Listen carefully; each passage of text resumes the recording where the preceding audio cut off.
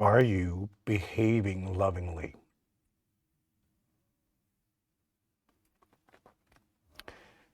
Talking about love is easy, but it's not important what we say. And even saying I love you can be self centered because it's about you. It's about you declaring that you have feelings for someone else. What's important for the other person is how we behave. So it's more important to demonstrate love by behaving lovingly than saying it. And often, when we behave lovingly, we don't have to. So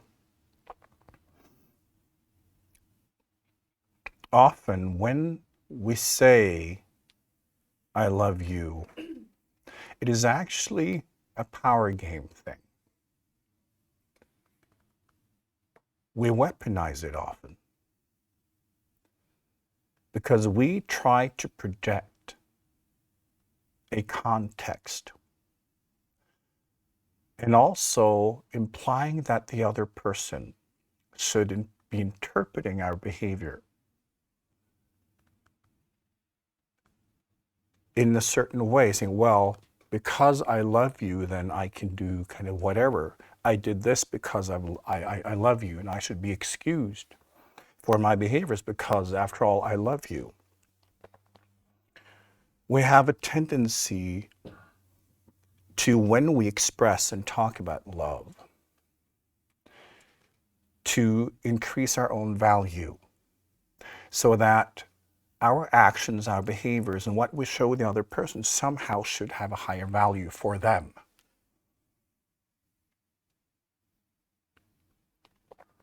Often when we say I love you, it's because we have an interest in that other person. And we want to say it so that that person will feel obligated, that some kind of glue is established. But it's all self-centered.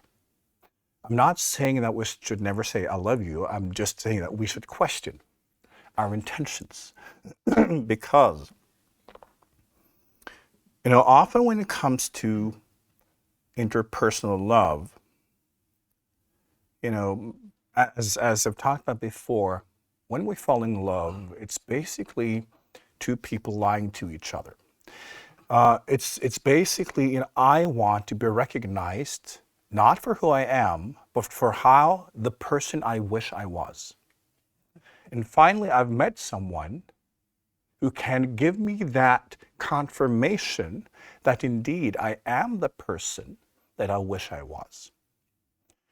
And that becomes a transaction. And that's also why it triggers so much in us. It's also why it passes. Because at some point we get to know each other and we can't be in love anymore. Not in that way, because then we also know the person. So falling in love is that completely, by narcissistic transaction. So we basically, the individual fall in love with, the reason why we fall in love is because we don't know that individual. So we have a photoshopped version of ourselves that we're selling. And then both, hopefully, are buying and selling at the same time. And therefore it works. But it's not love. As we often see in relationships, true love happens later. It can be after 40 years. True love is that deep, unconditional acceptance. That's beyond validation. So we know that there are no games, there's no hierarchy, there's nothing to be gained. Because love wants nothing. And often, when we're in love, we want something.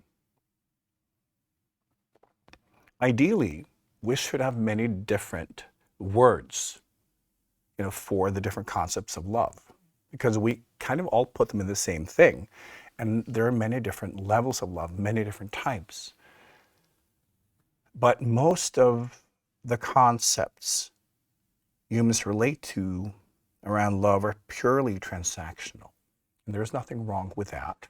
But, we're in the business here of elevating our understanding and going into the spiritual realm of understanding, and then from that perspective also examine ourselves and the human journey, right? To be able to master ourselves also as humans. And that means that we cannot let ourselves be tricked and just go along with the narratives that we produce.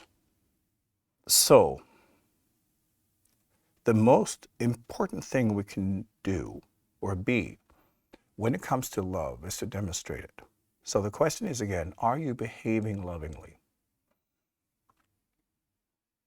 And how much effort are you putting into behaving lovingly? And then it's also, what does that even mean? And you will see when your mind starts trying to build an understanding of what loving behavior is, you will immediately go into the transactional game of self-worth. I don't know what love is, blah, blah, blah. How can I be loved? Like all of that. Behaving lovingly means you really don't care about anyone else's reaction. You don't want to achieve anything by it. There's nothing to be gained. Because remember, you cannot connect deeper in someone else than you're able to connect to yourself. Right? So your level of acceptance and that deep connection in your own heart, that is what decides your kind of level of love.